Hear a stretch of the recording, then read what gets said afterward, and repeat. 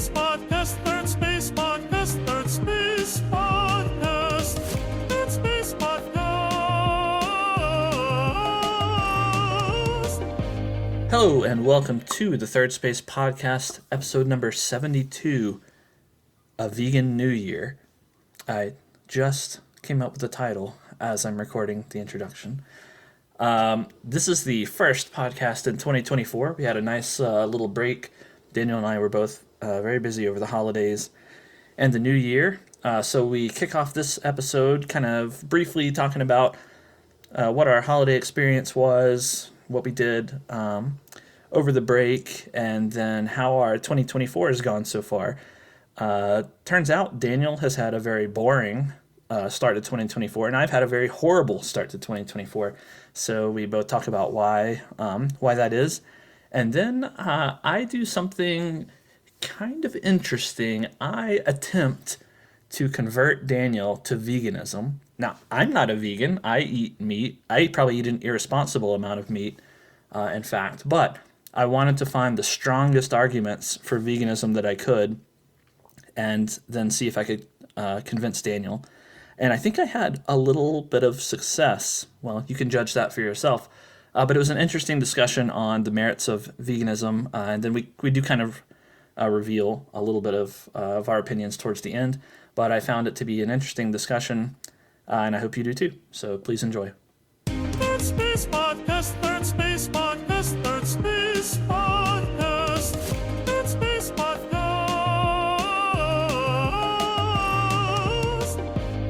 Happy New Year 2024, baby. Yeah, it is. Third Space Podcast. Yeah, Third Space coming at you in 2024.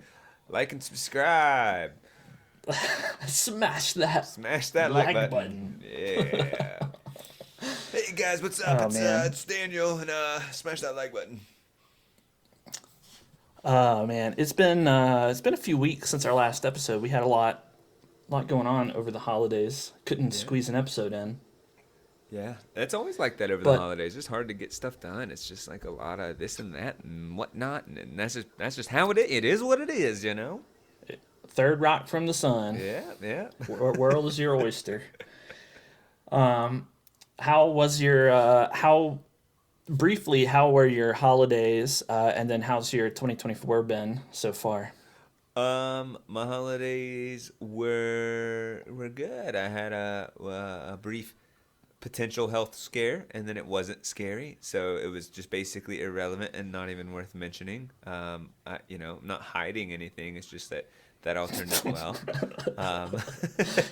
And I guess it's like I'm debating in my mind how much detail to go into about just my travels and stuff, but it was good to go home briefly. And got to see some family. Some family. And we got to hang out some. We did. We got to hang out, a lot of B movies, like a good number. A lot of B movies. Yeah. Go on walks. Probably 12 or so. Yeah, like we really, I mean, for the audience that doesn't know, like we actually do sit down and watch them. It is my most upkept hobby. It just is. It's just I don't do anything more than I do B movies. I might read more. I don't know. So, yeah. This time we had a pretty good batch of B movies, and for me, I don't know how you've digested that week of B movie binging, but No Holds Barred, starring Hulk Hogan, that really rises to the top in my memory. That was a great B movie. I'm still very pleased by that experience. It was ultimately satisfying, and I have found it's not always just about having like a cheap budget. It's like that. Sometimes it's that mid-range budget that's taking a little bit of a risk, that has enough competency with the filmmaking, enough of a coherent story arc, and it just sort of.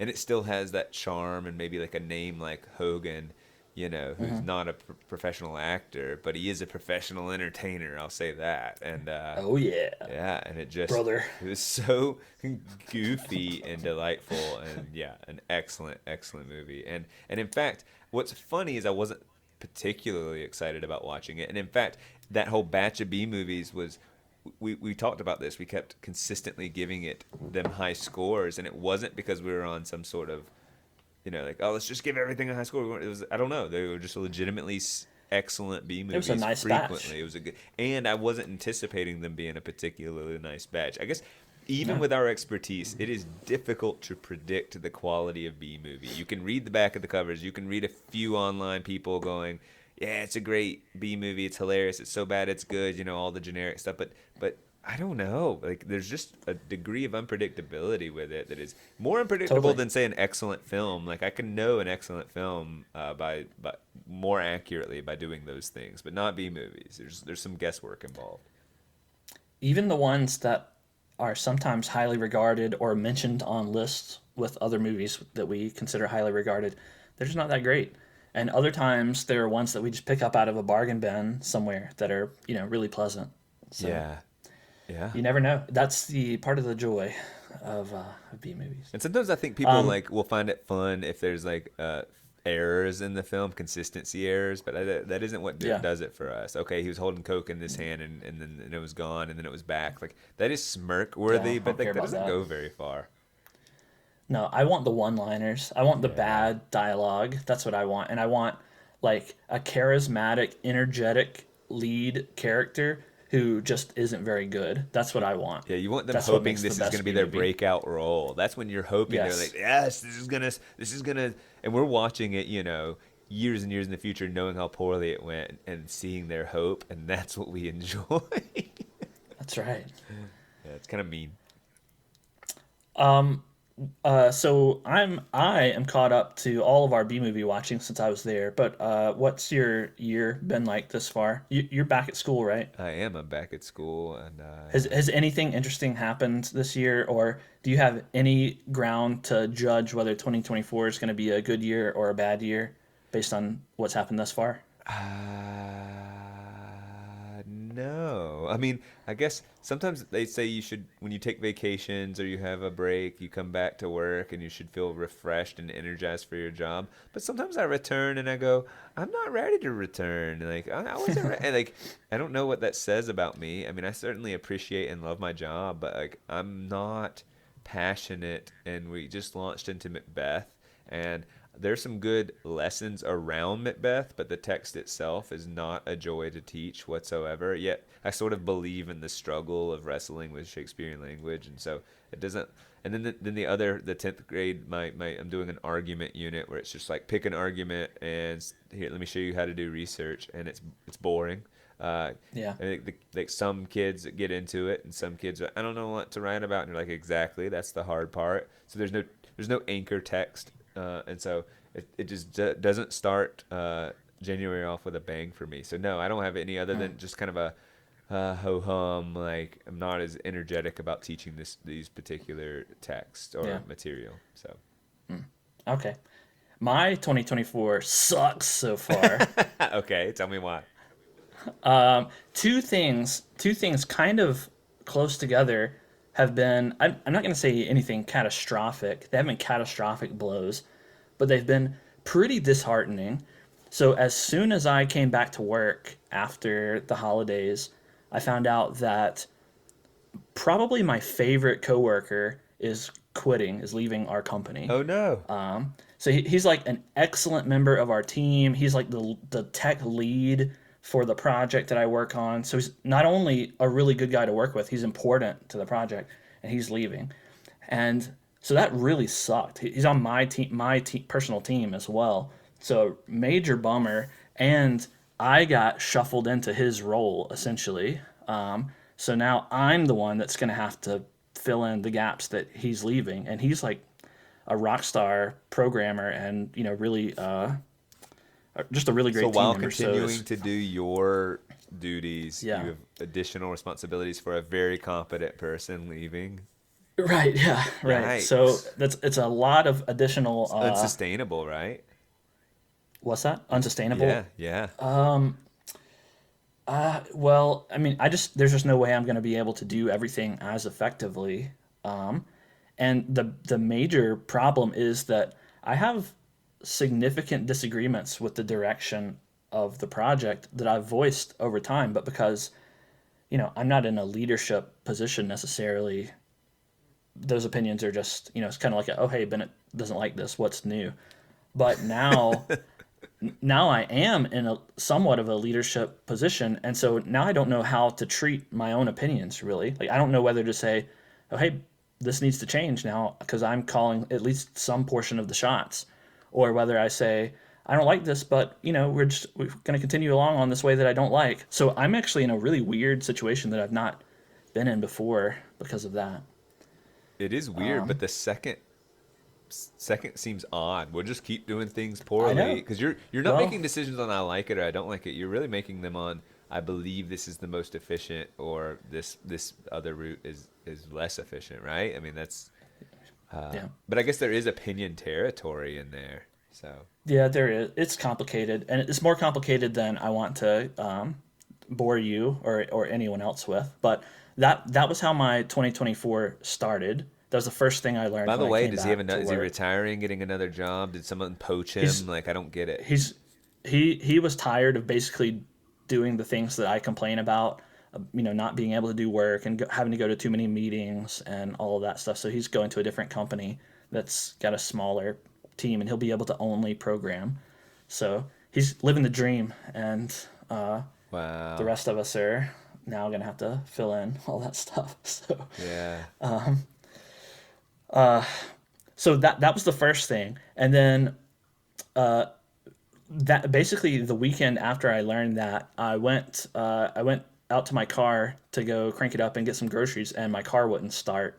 My battery was dead. It was Uh, very cold here, and so my battery had died, and so I was like, all right, well I'll just have to get someone to jump me off. So I waved down a neighbor, and it was this guy and his girlfriend or wife, I don't know, young couple, I don't know, close to our age maybe. And they pulled their truck over next to my car, and I got out my jumper cables and everything. And I was like, all right, you ready? You're going to do the positive, red first. And I put on mine. I was like, all right, now you go. You're red. He put his on. And I put on my black. He put on black. Sparks go flying everywhere. He put his on backwards. oh my gosh.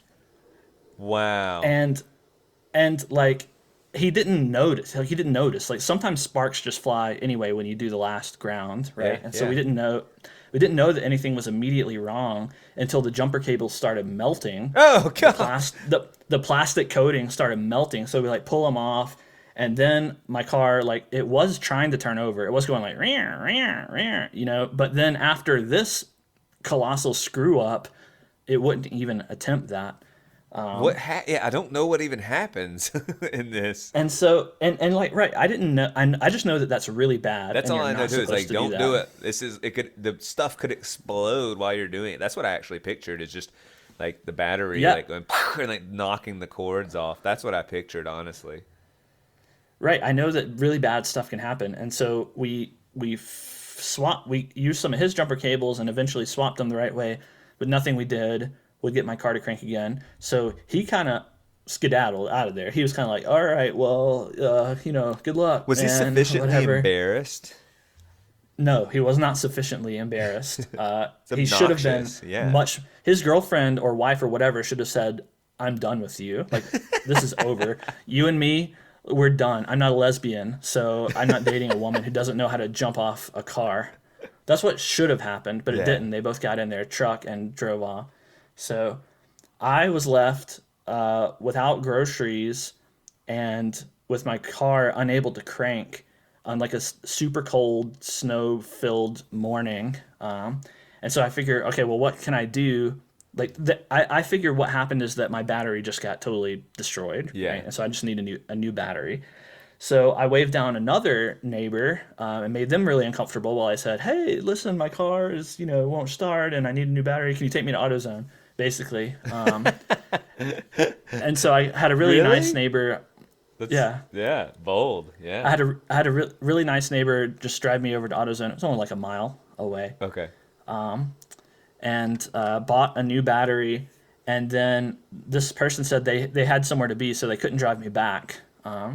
And so I was really uncomfortable trying to flag down another stranger that, that's not even a neighbor at this time. So I was just like, yeah, I'll just walk back. And it's Yeah, only that's too a much. mile. Is this like? Could you have Ubered? I mean, like, I could have Ubered, but I looked up the Uber prices, and it was like $15 one way to the 1 mile away AutoZone. Yeah. And it wouldn't let me do a round trip. And so I'm like, screw Uber, like, I'm Yeah. not dealing with that crap. So I walked back. So I lugged the battery back a mile in the snow. Like, I felt really pitiful walking down the road holding this like battery. People Yeah. driving by in the splashing snow around, and it's just like, this sucks. 2024 sucks.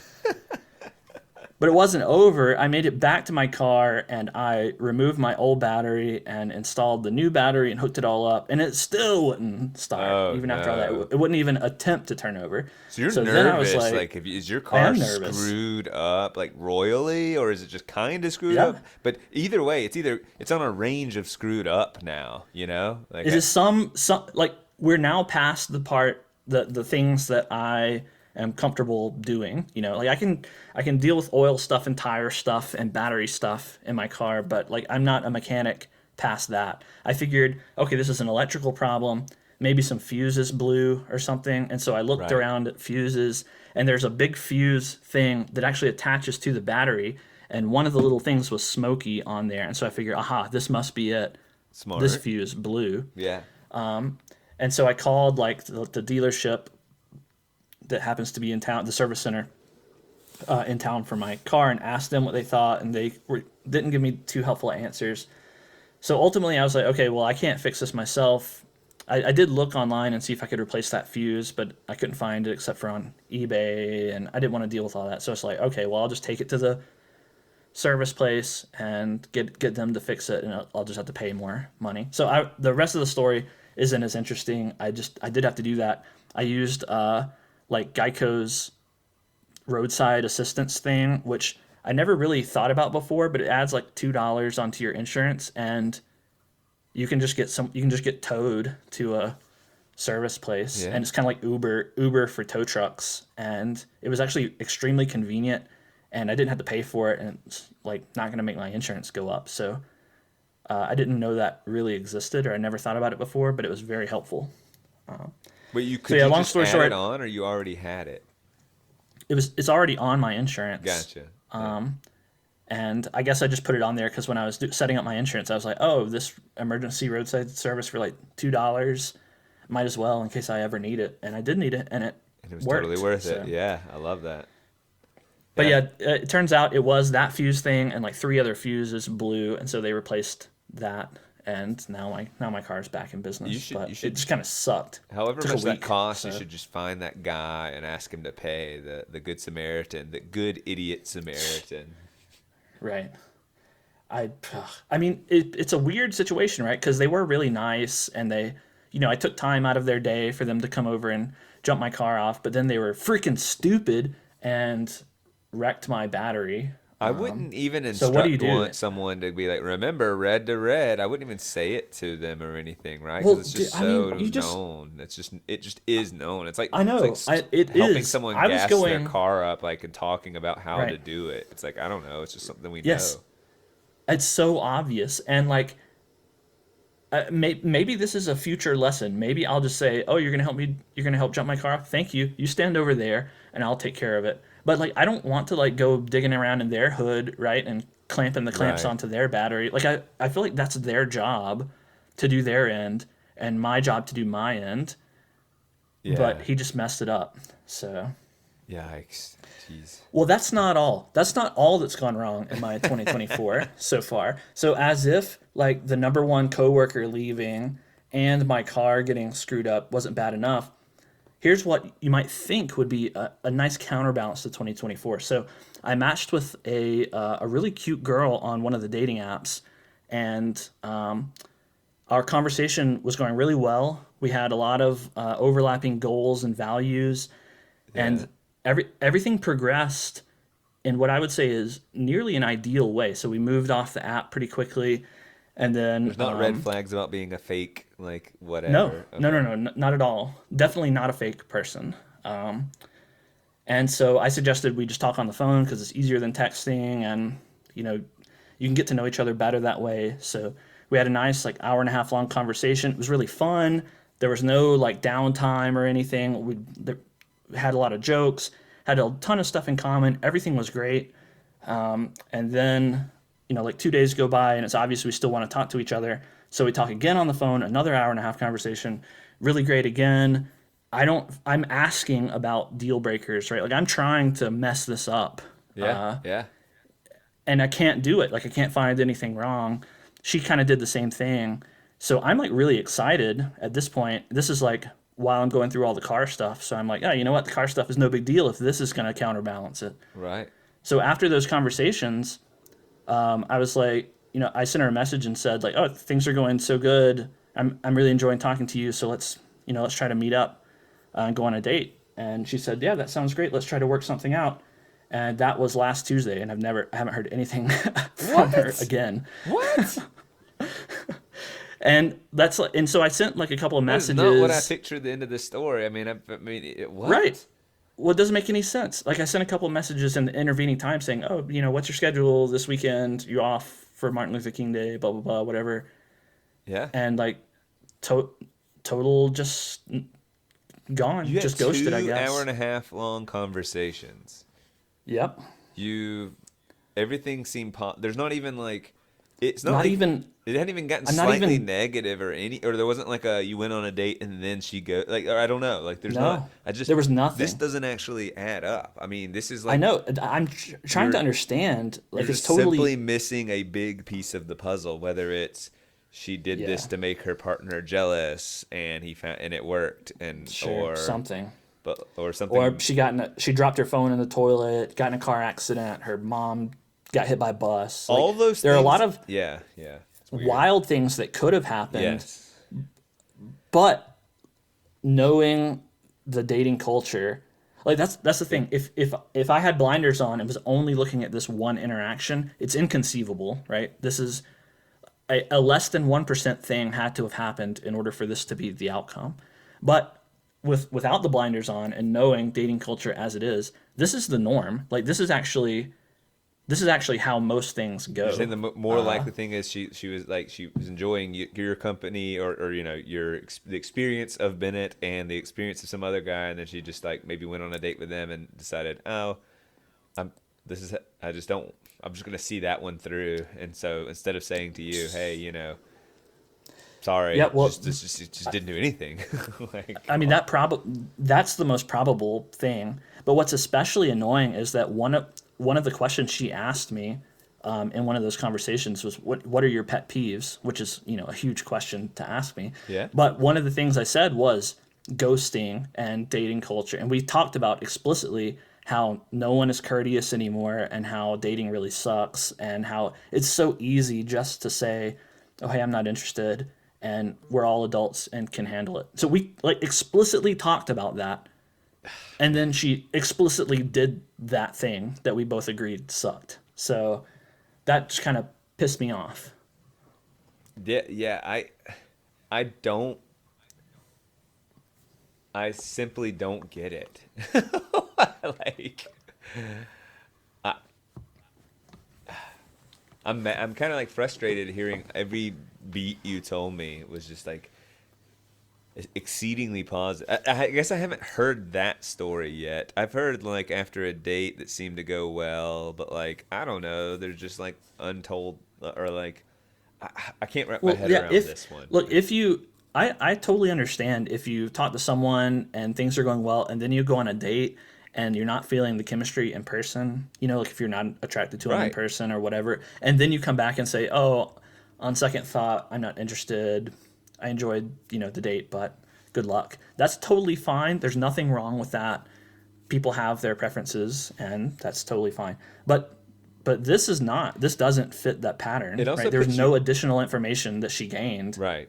It puts you in a weird position of when do you bow out too? Because you're like, hey, like you said, like maybe a day goes by and you go, oh, that's kind of weird, but like I don't know. And so you reach out one more time and then you wait a while Yeah, and then I you will. reach out one more time kind of thing. I don't know. Like I don't Right. I'll wait until there's a week of no communication, and I'll say, I'll give one last charitable out and say like, did you drop your phone in the toilet, or hopefully nothing really bad happened to you. Yeah, just hope everything's okay. Or like, right, like if something bad did happen, then do what you got to do and get back to me whenever you can. If not, and you ghosted me, then you're dead to me. Or just like what if there's no point in being angry and vindictive. I know there's no point. It's just more like, what if she just said, yeah, I got a little anxious. I don't know, I have anxiety, and like I really liked everything, but then it came time to actually do it, and I just kind of I ghosted you for a little while because I didn't know what to do, and now I'd like to have another conversation. What would you say to what? that? I don't know. I wouldn't like that. Would you just say, like yeah, well, that's all. too much anxiety. That's not. I'm looking for someone who's a little, who's not that fragile at this particular point in their life. Sorry, bye. Or would you go? I mean, God, I hate this, but might. I'm gonna, you know. Now I'm entering I don't know. into this with a waving red flag that's just so massive, like, Yeah, because you don't well, even know if that's true. That's just what you're being told by her. It's like, hey, sorry, I was gone for a while. I just, got anxious, but then I realized like I missed our conversation. I mean, to be fair, like one reason I'm willing to be a little charitable is this. She just moved across the country to this area for a job, and so she just moved after the new year, so she hasn't only been here for like 2 weeks, right? Yeah. And not from a cold place, so now she's in like the cold, snowy area with no friends here or anything. So I understand that it's stressful and she might have things going on. That's not quite a good enough excuse. Not quite, not enough for just no contact. It would be acceptable if she said, "Listen, I'm just overwhelmed right now. Can you give me some time or whatever?" That would be fine. But like I'm trying to allow for like she started the job and hated it and now is like freaking out and trying to get her life in order or something. I don't know. Yeah. It doesn't seem likely, but whatever. Well, I'm sorry, Bennett. Like this is another story that would prime you to, no matter how good something is going, you just don't know like for a while. Yeah, man. Don't Don't get your hopes up. I don't think that has been traditionally the case. I feel like we live in an era in which, long ago, if people were expressing interest and had talked on the phone, it was like very confident it was heading in the right direction and going to something would emerge. And then, going on a date or two would certainly be steps in that direction, and you would know a lot more information afterward. But now I'm under the belief that you could match with someone, flirt with someone, talk, have longer conversations, then go on 3 magical dates and then never hear from them again. And I believe that that's a narrative that is now like possible. It is possible. It's like there's no inertia. We're all kind of weightless, just kind of floating around. Yeah, I guess and that's a good way to frame it, is inertia. It doesn't matter what happened before. Like it only matters what's happening in the exact moment, and you can't predict what's coming down the road based on what happened in the past. It just doesn't work. There's no predictive mechanism. It used to be predictable. Inertia was a thing in relationships, or at least in the dating world. Even in the uncertainty of the dating world, you look for certainty in inertia. You remove that gauge for certainty, and now like you feel weird because you might have had all green lights, all like waving, flags of positivity. I don't know, and then it's just gone, and then it's just gone. Like it baffles just totally me. gone. Really strange, really bizarre. Like I've had a handful of kind of bizarre dating, interactions in my life, and this one is, like we didn't actually meet in person, so it's hard to get that upset by it.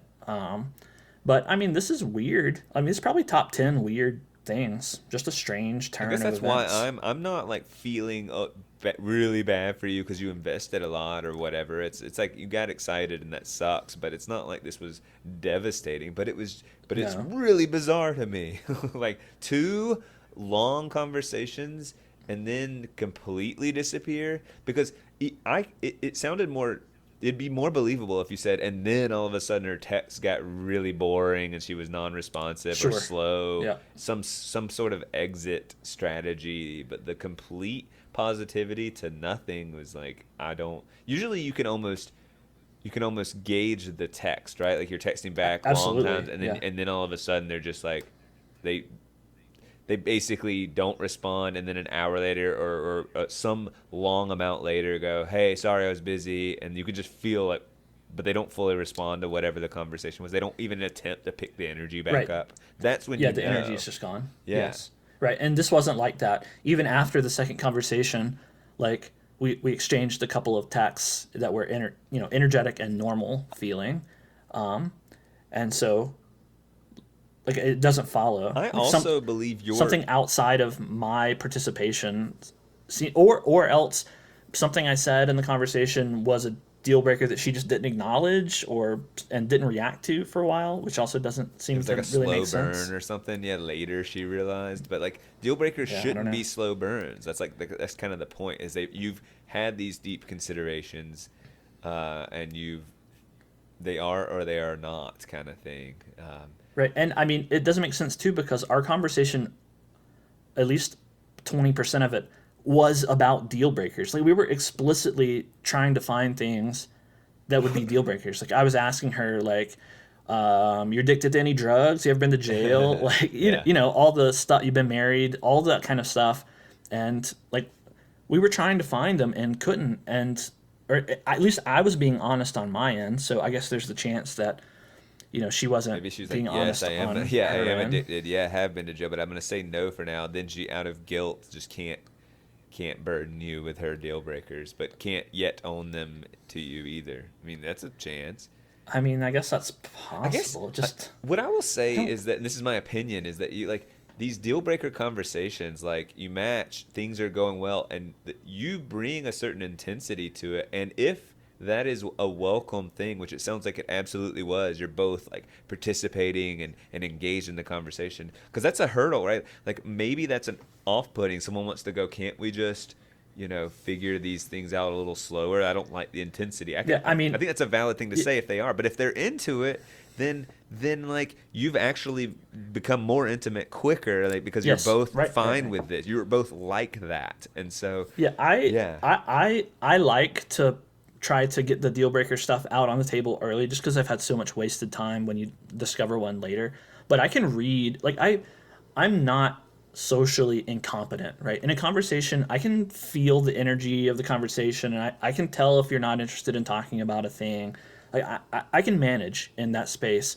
And it's not like I said, hey, let's talk about deal breakers. Like as soon as we picked up the phone, Right. we eased into it. We talked for like 45 minutes about just getting comfortable with each other in conversation and talking about the holidays and moving and all the snow and skiing and all that fun stuff. And then things naturally turn towards what we're looking for in deal breakers and so on. It was very natural.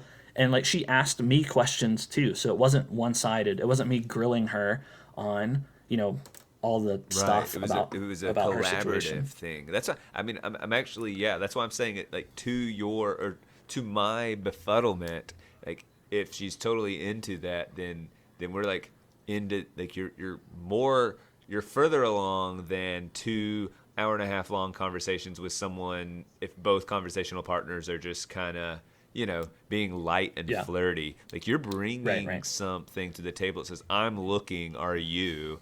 And she's like, yes, let's look, like let's investigate this together, kind of thing. Right. And that's how it felt. That's why I was like, I mean, these were top tier conversations. These were good, really good, pleasant conversations that got worthwhile stuff, worthwhile information exchanged, and they were fun. So really, like I couldn't have found any fault with either one, which is why it's kind of baffling. So and then I tried to turn around 2024 by going skiing this past weekend, and I had a good time, but it was kind of an annoying ski trip. I won't complain too much about it since they're relatively minor complaints, but there was too much snow. There's too much snow Wait, to too ski in. much? I thought there was no such thing. That's like what you're using to ski on. Yeah, well, I learned something too. You can have too much snow. I think it's just because I'm not like an excellent skier. I'm like an intermediate level skier, and I guess just it so happens that in all my skiing experience over the years, I've never skied in a significant amount of fresh powder. I thought And that's what you so wanted. The ideal was like this fresh, soft I thought, powder, all well, of that. that's what I thought. That's what I've always thought. And whenever I have skied in like an inch or two of fresh powder, it's really nice. But this time there was like a lot of fresh powder. There was like 10 to 14 inches of fresh powder on the slopes. Yeah. Well, Like what a does that even significant mean? Or like amount. you're like up to your ankle. Your skis have dipped Yeah. down like a You're, good 10 inches, and like yes. Yeah, they're under the snow.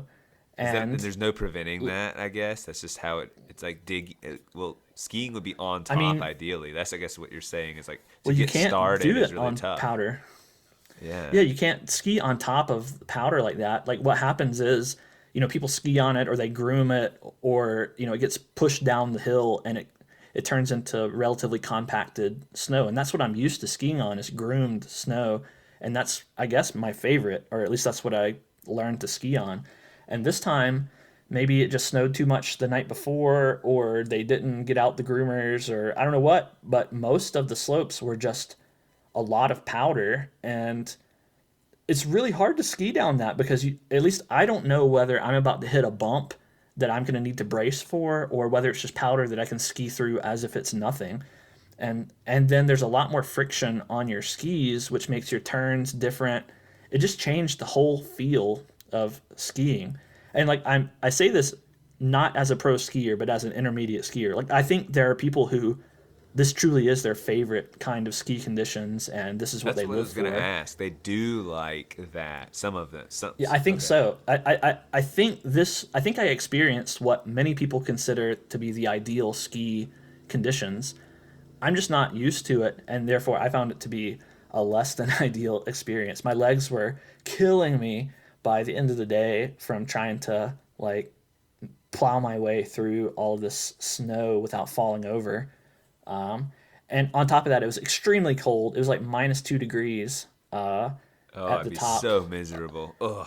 and like my clothing was just not quite sufficient for that level of cold. It did warm up later in the day, and I was comfortable, but in the morning, and on top of that, my boot was they tightened it too tight, and so my right foot got totally numb. Like I couldn't feel my foot at all, and my very first my very first run, I went too far down one run until there was nothing but a black slope to get down. And so I was at the top at -2 degrees with only a black slope, the hardest slope on the way down with a numb foot. And so it was just And not a good, non-ideal sleeping or snow conditions. I almost said sleeping. no, not ideal snow conditions. It was really hard to get down that slope. So That just sounds a bad start. Now, miserable. it did turn around and it warmed up a little bit and the snow got compacted a little bit. I fixed my boot and I ended up having a nice day. So it wasn't all negative, doom and gloom, I don't know, man. but still 2024. 2024 freaking sucks. Just Yeah. ruining things for me. Yeah. Let's see. Your work got worse. Your travel got worse. Your relationships got worse, and your entertainment Yeah. got worse. You hit like big Yeah, man. four areas of like what's good about life? Well, having a great job and good relationships, having a lot of fun with your hobbies and entertainment, and getting your basic needs met, be able to get around, and you just have had disruption on all fronts. So yeah, screw 2020. And it's only January 16th. Yeah, so, you're right. like, You're only God. 16 days in. So what's even coming next? I don't even know. Yeah, you're Jeez. half a month in. We'll see how. We should revisit this at the end of the year and see if it's true that 2024 See if things indeed got better. Yeah. I'm not really superstitious in that way. I do look for patterns. Naturally, I'm just a pattern seeking type of person.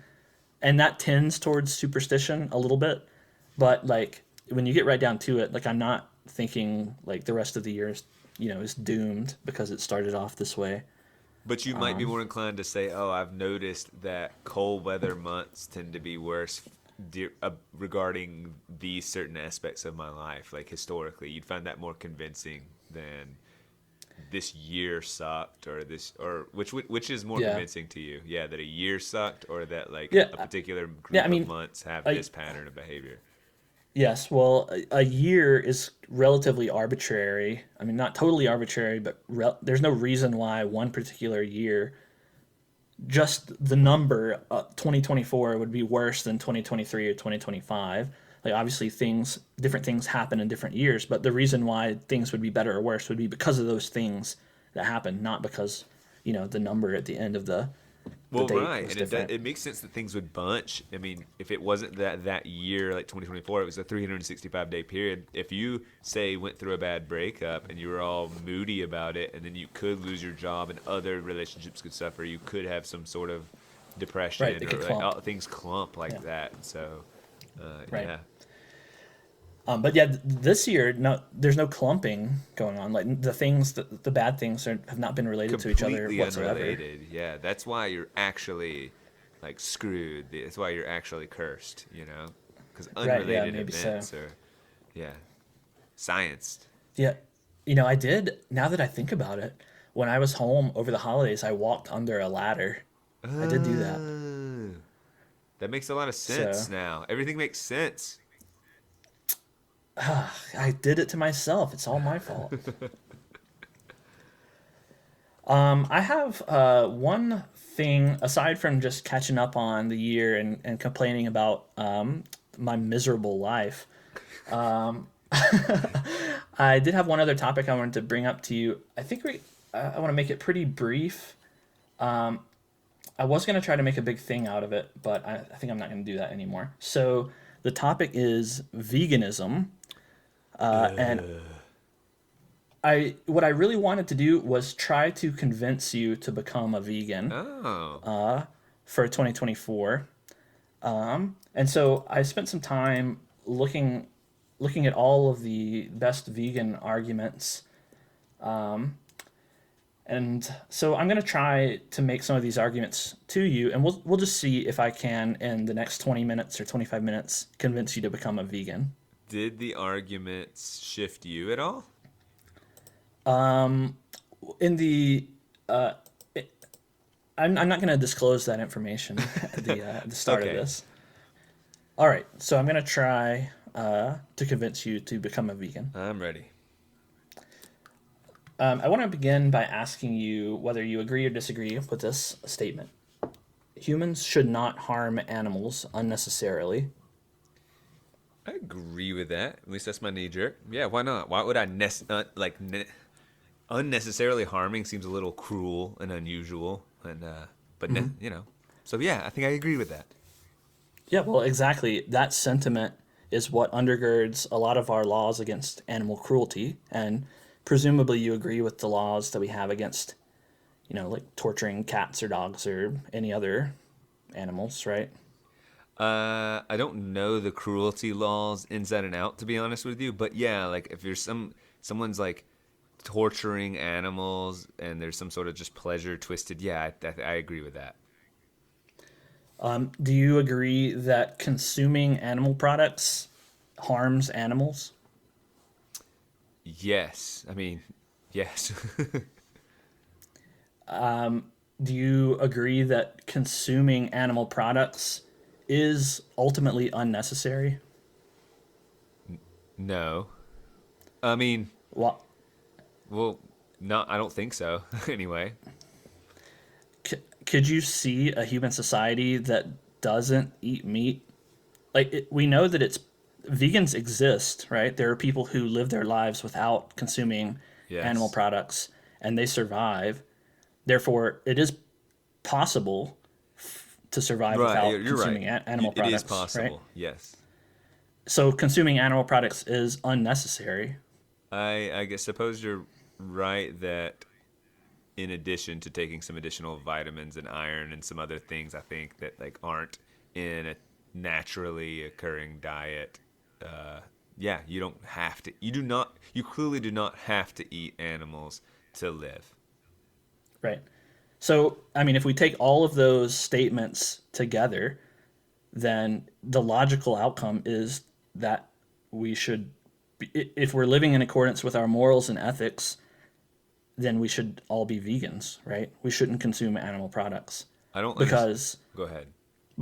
because if harming animals unnecessarily is wrong, which you agreed to, and consuming animal products harms animals, right? Then by logical inference or whatever the official term is that I forget, consuming animal products is wrong, right? And it's unnecessary, Because it's unnecessary and right? yeah. So like, what do you say to that? Like, why? Where's the flaw in that logic? Could you repeat that sentence? It cut out for a sec. Where's the flaw in that logic? I'm looking for it.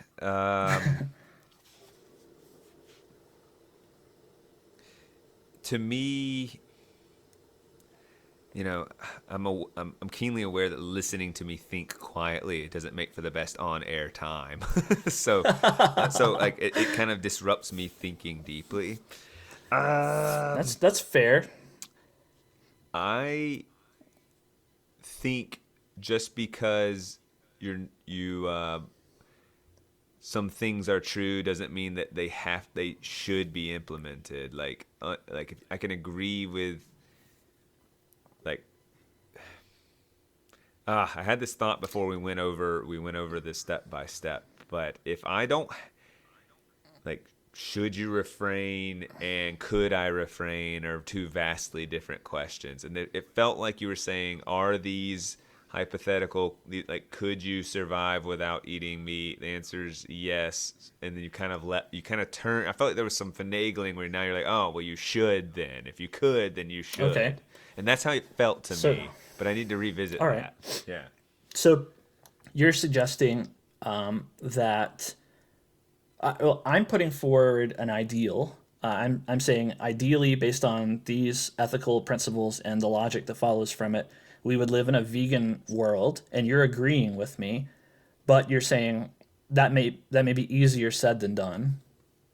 Am I kind of capturing what your pushback There is? an ideal in which we're not harming animals, and yeah, I'm okay with that ideal. It's not like I'm joyfully loving that cows are slaughtered for my burger. I will joke about that, probably just to be a little bit edgy, but I don't actually like the death of animals. There's not a joy there. I just kind of accept it as a circle of life type thing that yeah. So if that's the case, so all right, so your kind of resistance to becoming a vegan personally is what was too much work, or it's not comfortable, or If I'm being what is honest, the a lot of objection it's there? culture. I love my food. I'm culturally situated in a position that like if in order to get the best diet and the optimum diet in terms of taste and health would not be the vegan diet, and that's purely a selfish decision. Like where you could really start convincing me is maybe to eat a little less meat and cut back on meat, and I suspect I overconsume meat, and so like I'm amenable, or I'm suggestible even to that, like something about sustainability and doing my part. Like I'm not resistant to those arguments, but if you're saying like, oh, it's mean to cows or it's unnecessary, like their life is meaningful and to some degree precious. It's just not that precious, like, and I'm serious. I think we do have to talk in scale. We can't act as if every living thing on the planet is so holy and we should have reverence, and that reverence means whatever I want my reverence to mean. We've got to put them on, silk bed sheets. That's how they should sleep. Like where does, like, you start implementing this really movable scale. So clearly, like, not killing them is different than saying they should sleep on, fitted sheets and stuff. But I'm just saying, like, there's a scale of reverence, and I'm like, well, we shouldn't kill them unnecessarily, but that doesn't mean we shouldn't kill them. There's a giant leap to that too. So. Well, I mean, the logical argument that I laid out doesn't it doesn't leave much wiggle room there, right? Like I laid out what you would consider an ideal, and you agreed with the ideal. And so, shouldn't the position of both, from every level of organization, from the humanity level to our current society level to you personally, shouldn't we all be striving towards that ideal? Um, yeah, yeah. Well, dang it, I'm a vegan, I guess. Man, I didn't think I could do it in one argument, but No, I just, okay, I arguments from the ideal actually mean less and less to me. Let me give you an example. You could probably argue from an ideal that the like independent schools harm school systems. That school systems that are publicly funded, or we've agreed as a society, we have these school systems, and then independent schools said, hey, this is screwed up, I can do it better, and they do it better, and kids that get to go there have sort of an unfair advantage, and all of that's like plausible, if not completely true to me, and I will do everything in my power to get my kid that advantage.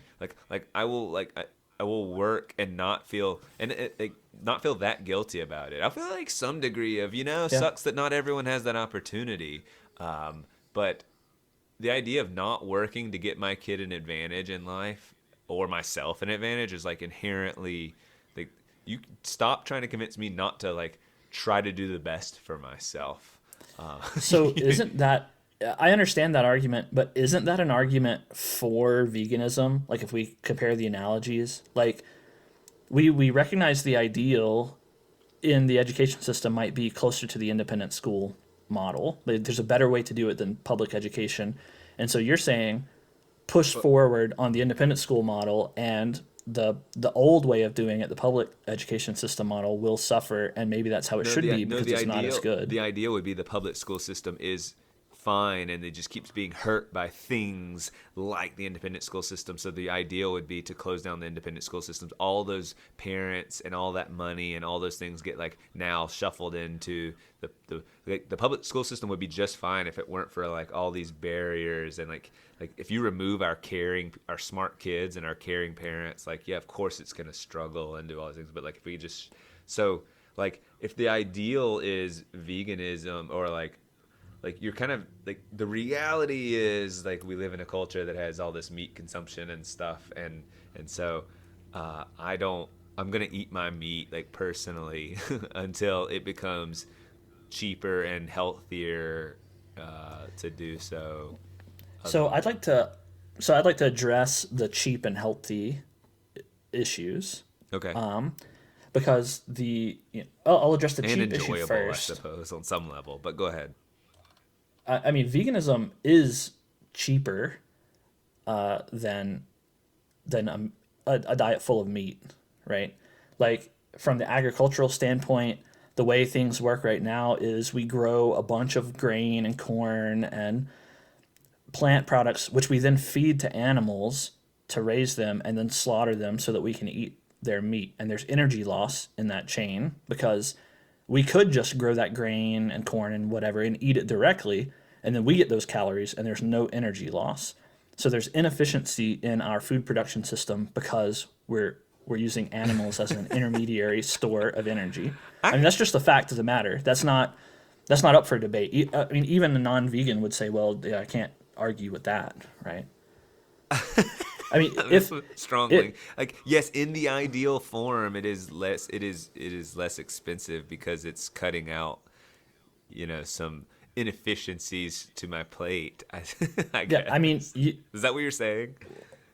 Well, I don't know why you're laughing. I'm not making a funny point. Like I'm not trying to make some but absurd I'm saying, point. I'm saying, I guess rooted in the real world, I was thinking about veganism and why it's more expensive. Like any Beyond Meat or any vegan frozen meal is like twice the freaking price. You want to buy queso or you want to buy nut-based queso? It's like disgusting, and it costs $12 versus my $6, delicious queso.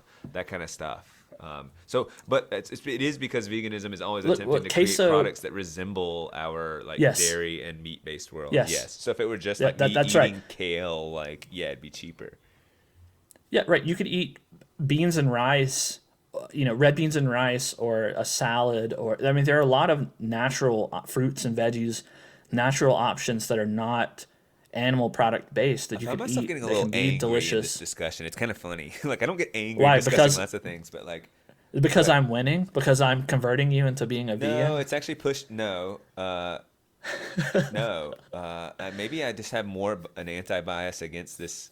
Well, no, I'm not. I think we're underrated. Okay, let's say we did this. Let's say I just ate like crappy food. It would be a real. I think the joy of food Wait, consumption wait. is. When you say crappy food, what do you I mean? mean, Vegan food boring. or Yeah, vegan. If I were to eat rice and beans, which is not rice and beans, like I feel like I would have a limited diet, and maybe that's not true. I'm trying to think look, of it.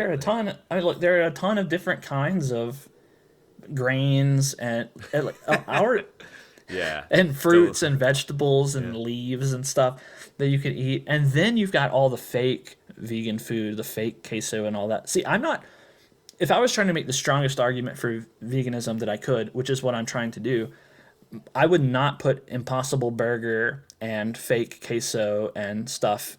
I wouldn't hinge my arguments on that. Although I do have an argument that touches on that tangentially. That's not where I would go. Like truly, it's that all of the real, quote unquote, real food, the real queso that uses dairy or your real meats or whatever, it results in the unethical treatment of animals, the things that we agreed on earlier that were unnecessary and unethical. why does And unnecessary equate to no, unethical? it's not. It doesn't equate to that. They're both descriptors of what's going on. It's unethical because it causes harm to the first component in that logical statement that I read you is that do you agree or disagree that humans shouldn't harm animals unnecessarily? Now you can make an argument that harming animals necessarily, Right. that is ethical. Maybe a bear's attacking you or something, right? And you're shooting it in self-defense or something like that. Or you're starving out on the savannah and there's nothing, Yeah. there's nothing you can do except for eat an animal. Then that's ethically justifiable to kill another animal. But we're humans. We've advanced to the level where we have agriculture. We have all of these societal institutions and mechanisms and technology that can allow us to gain the calories and nutrients that we need without inflicting this harm on animals. Therefore, it's unnecessary, and the harm is there, which is bad. So we shouldn't do that, right? We shouldn't do that thing. I think I'm trying to think. Then I'm trying to present. Is there such a thing as ethical hunting? Not even hunting for sport, but you are hunting for. I mean, some sense of pleasure, but not for trophy hunting. And it's like you are consuming the animal afterward, and there is some sense of population control. And so there seems to be. I'm trying to find why that's an ethical violation, other than you didn't have to do it. But it doesn't seem that it was. So just because it was unnecessary doesn't mean it was unethical. So. You keep it's unethical because we could do there is an alternative. Why is it unethical? So Sorry, I'm just getting hung harming, up. I'm trying to listen to all your points and juggle them. I just feel like there's something like not landing on me. Why is it unethical? I get that it's not necessary, but that leap to unethical. yeah. So it would. It would be more desirable to not inflict pain on a cow than to inflict pain on a cow. Would you agree with that? It'd be Yeah. preferable to avoid inflicting pain on some other living creature. Yeah. Right? And Is death, maybe you have to I guess do it death is if it's painful. Are we assuming that too, or okay. Well, you wouldn't want to inflict death on another creature either, right? yeah? I mean, whether it's death or pain, those are the negative outcomes that you would prefer to avoid inflicting on something else, Yeah. right? And it's unethical because we still do that. We take that undesirable path even when we can avoid that path. Okay. So that's Maybe. why the Can I- unnecessary. so we can avoid, but at what cost of avoiding that path? Like, what is the cost of Well, I mean, avoiding that path? that's a legitimate question, and that's why I brought up the issue or the fact that we as a society we're advanced now. We have agriculture and technology. We can generate impossible burgers. Not that that's what I would put forward as our primary food source, but we can even do that. Like science has taken us so far that there are thousands, if not tens of thousands, of vegans, in our country, living a vegan lifestyle perfectly fine. And it seems And that we're on so the it's cusp of possible for us. lab-grown meat, by the way. Like, if we're on the Sure, cusp, then right. that, like, really, of course, they can all rejoice because they can eat, something that tastes like meat or that is Yeah. meat, I suppose. At that point, So anyway. so we have an ethical decision in front of us, right? We can do the harmful things of inflicting pain and death on animals, or we can not do that thing, and that maybe 150 years ago, that question, there would have been more cost to being vegan, right? Because you can't easily acquire the nutrients that you need. But today we can, and so there's less and less of a reason not to be a vegan today. So maybe I am, in theory, should be a vegan, and then but I won't be. And I guess if you were to investigate me, but if I investigate it, or I won't currently be, and I won't in the near future be, and that might be due to some hypocrisy or some entrenched cultural views, or yeah. I mean, I guess So, this might be one of my blind well, spots where I'm like, and I'm not that I can't. Can we be interested in, like, if I want to improve myself, and I do, by the way, and I want to uncover blind spots, maybe I go, well, that's kind of a blind spot, but I'm not that interested in seeing the whole picture because I just really enjoy a burger. And, like, really, I just say there's so many other blind spots too. I'll just go look at another one. And so maybe this is just an example of my bias and my, like, comfortable cultural positioning where I'm enjoying a good burger, and I'll eat a little less. But like, maybe I should be more bothered if I'm being inconsistent. But yeah. I suspect, maybe, I don't know. I suspect somehow you'll help me see some of these logical inconsistencies that you're whatever rhetorical tricks you're playing on me. But I'm not playing rhetorical tricks. I don't think you are. I'm I'm just just like, giving. so I'm maybe in not tricking theory I you. should I'm be. trying to. Yeah, I'm trying to give you the best vegan arguments that I can. Well, you've given me a And solid one, so I should become it, but I'm not going to. And, like, me not going to because of this conversation would suggest that I'm, a little bit hypocritical. And yeah, kind of sucks that I'm a little hypocritical. I don't know. Why don't you? well, Let's turn this. Like, come why on didn't now. this? That's all right. So I mean, I confronted the argument. I'm not totally convinced by the first assertion of the logical argument. Humans shouldn't harm animals unnecessarily. Like, a lot of the vegan arguments that I read tried to present the spectrum of life, right? Where plants are on the low end of that spectrum. They can't feel pain, they don't have consciousness, and so on. And then animals are kind of in the middle, and they're on like fish are down closer to plants, but then like primates are up at the top, kind of near us, and then humans are just the next step along that very smooth spectrum of what it's okay to eat or harm. And that doesn't seem right to me. To me, it seems like more of a binary separation, or maybe even a trinary separation, where the gap between plants and animals is really large, and just as large, if not larger, is the gap between animals and humans. Like, to me, humans are. It's not a difference of degree; it's a difference in kind. Like, we have something unique that animals and plants don't have. I You appreciate can call that. Go You ahead. can call that a soul, you can call that consciousness, you can call that a spark of divinity, you can call it whatever you want, but there's something that we have that nothing else does. Nothing else that we've ever encountered in the whole universe has what we have. And a vegan might claim that this is a very arrogant, anthropocentric argument to make, but they can claim that all they want. They have no evidence to the contrary, right? Yeah. And so I think that yeah, sure, it's preferable not to inflict that pain and death on a cow, but what's the extent of that preference? And this is going to sound really callous, but it is just, I think the pleasantness of eating a really good burger for 200 people or however many burgers can come out of a cow justifies killing the cow. Like, I think that balances out. I don't see it as an ethical problem to consume meat if humanity is getting enough benefit from it. I agree with everything you said. I think anyway.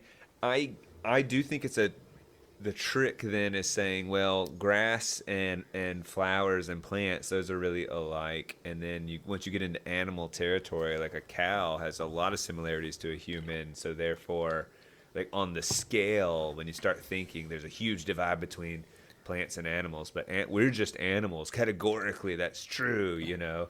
And like a Yeah. cow has eyes and a nose and a mouth and a tongue and all these things. And yeah, it might not be as smart as you, but that doesn't mean it's undeserving. But you're saying, hold on. Just because it has some of these, you know, Yeah. sensory intakes doesn't mean, like, just because it has some of these five senses doesn't mean it's somehow on our level. It's not even speaking in levels is like a miscategorization of the conversation. It's a whole different kind of thing. And Right. I think in my core, I believe that. Because I guess at my core, if I truly believed a cow was pretty similar to me, I would be a whole lot more sympathetic to, you know, just like true hippie types who like cry at the Yeah. death of a cow. And I don't take it seriously because I don't believe we're near there. I mean, Someone going yeah. up and punching a cow in front of me would be like, why are you doing that? Like in the same way you step on an ant, maybe, like possibly anyway. Like why are you unnecessarily crushing that ant? Right. I do Well, feel that to some imagine- degree. Like don't just squash that ant for no reason. But if Sure. it's squashing that cockroach that's in our place, yeah, get that out of here. You know, death upon it.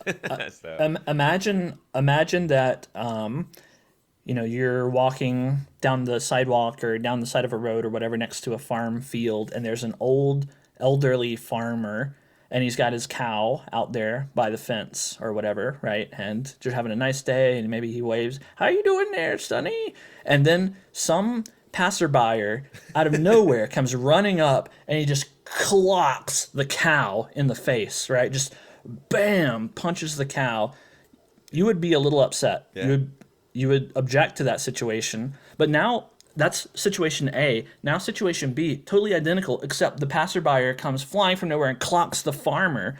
Like, how would your reactions Yeah, compare now between we're in A a- and B? Now, the first one I'm rolling my eyes and I'm going dumbass, you know, and the second one Right. I'm interfering or like I have some Right, moral right. obligation. So yeah, morality is really kick-started. And the other one I wonder why I feel bad at all. I guess 'cause, like life means something, and I will say there's a difference Yeah. between like cutting down a tree. I don't feel like you could say like, oh, there's an environmental something or other, but I don't feel the sort of life. It's true. Technically, a life is ended if you cut down a live tree. So, but I don't feel in any way. Whereas, I guess I guess I'm trying to say that like, a cow having eyes and a tongue and all that does mean a little something to me. Sure. Yeah. I mean, I think like we as humans don't want to inflict suffering on other living creatures. Like that's not our goal. I think there is some ethical component. Like there are really factory farms and all the stuff that the vegans bring up in their arguments about killing young calves if they can't produce milk, or baby chicks and the male chicks, and all of that stuff does seem wasteful. There's a lot of inefficiency in the way that we go about producing our food, and I would be on board with changing some of that stuff for the better. But on the other hand, I think that as humans, we have a special place in the world. We're unique organisms compared to trees and animals and so on. And it's our job to make order out of the chaos of nature to some extent. Like, that's what our society is about, is taking the wilderness and making order out of it. And if you think about it that way, clearing some land to build a house is really manipulating the matter of the world, the wood and the leaves and the soil, is really no different than moving some cows around and then chopping them up for meat and consuming it. Like, Yeah. they're both making some kind of order out of the nature that surrounds us in order to improve humanity. And I don't see much ethical difference between those. You can behave unethically in both situations, right? You can strip land so that erosion destroys the suitability of the land, and you can unethically use trees, and you can do a cruel factory farm and unethically use cows. It's possible to do both, but it's also possible to ethically do both. So do you think then, if they were going for effectiveness, that vegans could find, even with someone like you, Bennett, who is just like not going to be convinced by their arguments, but like they might, you noted that you have something deep and profound in common with them about like working together to like stop this sort of unnecessarily cruel stuff. And so like they've made a mistake by going, you need to believe that they are basically on par with us and have a soul, and you need to stop now, and they throw in paint, or all the like, they're just so you're just like, all right, whatever, like ignore them, basically stay away, like we're so separate that we don't see the world through the same lens whatsoever. And that's the shame in the discussion, is like their inability to sort of, I guess, if they were just like going, okay, fine, we don't see eye to eye on the soul of the cow, but like we can't, there's a lot more common ground than we think, they would have made more progress, so they're lobbying an ineffective argument by and large. Yes, I think there are many. I chose the most effective arguments that I could to present to you. There are plenty of less effective ones as well that I'm not convinced by whatsoever. But I picked the ones that I thought were the strongest. I think that logical argument is the strongest one I've ever heard for veganism. I mean, it's pretty strong, and I still am wrestling with the idea that like you shifted to a different thing when you talked about differences of kind and not of scale or degree. So I'm looking at a cow and going, how divine am I willing to consider a cow? like right? Like that's the kind of thing. How much am I willing to say there's some uncertainty about its ability to relate to the world. There's like lots of uncertainty. And if it were just a little bit more, sophisticated, it could let me know that. And so it's probably not that sophisticated. So it's pretty safe to say it's not that dang smart or conscious or whatever. Its inability to communicate that lack of consciousness. But I do think the more an animal suggests a complex level of consciousness, then the more we should like be considerate and more hesitant to inflict harm. Yeah. But like again, all our conversations of like, did you hear this monkey can do sign language and stuff? It's not good enough. It's wildly far apart. I mean, mimicking things to get to meet base instincts and desires and impulses is so much different than making a podcast. Yeah, than making a podcast and all that goes into that. So yeah, there's a big difference. Now I will briefly before we wrap up just make one more argument that I found. I won't say persuasive, but at least pleasant to think about. So veganism provides an avenue for science. That's the argument. So you brought up the Impossible Burgers and the fake queso and lab grown meat earlier. Yeah. Well, these are relatively new technologies or products or inventions or however you want to classify them. I would say that the vegan food industry is in its infancy, and because it hasn't gotten a lot of buy-in, there hasn't been money poured in. Certainly not to rival agriculture and meat farming and all of that stuff.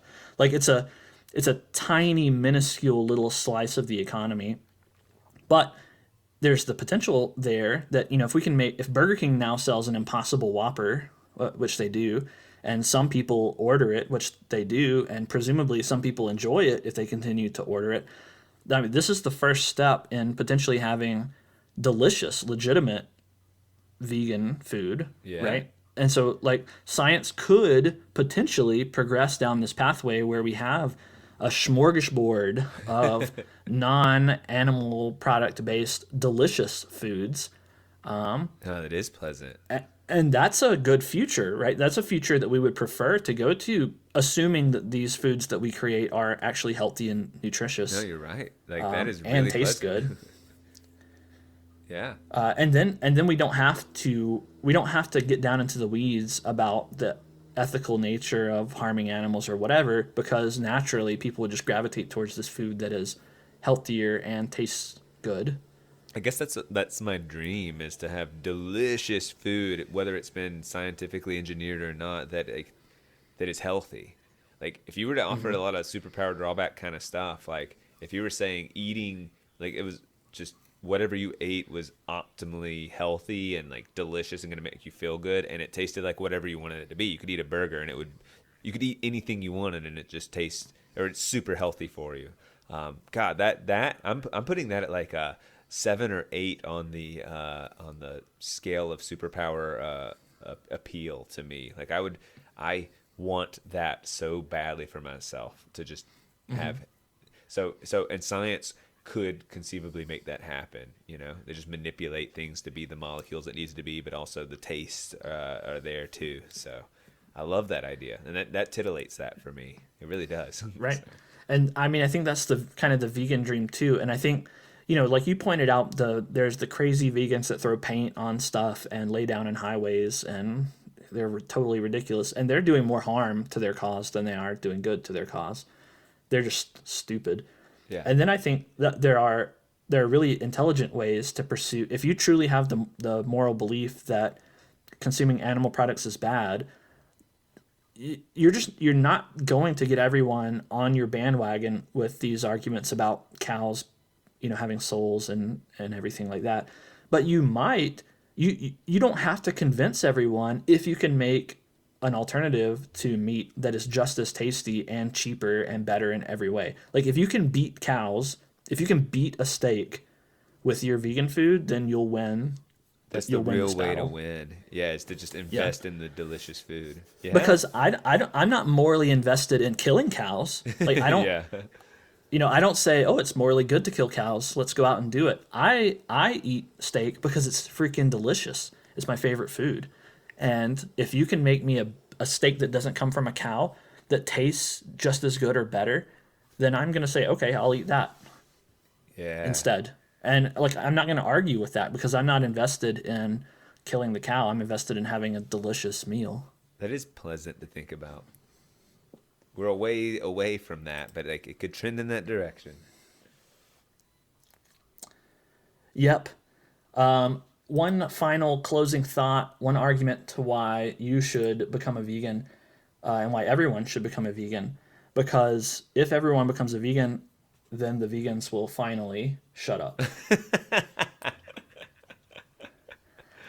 And wouldn't that be a wonderful world? I've heard a comedian say, like, this is 10 years ago, but like, all the potheads legalize marijuana. I just want to legalize it just so they'll shut up. They'll have nothing to talk about. They'll never have anything to talk about. What would they possibly say? Like that idea is funny.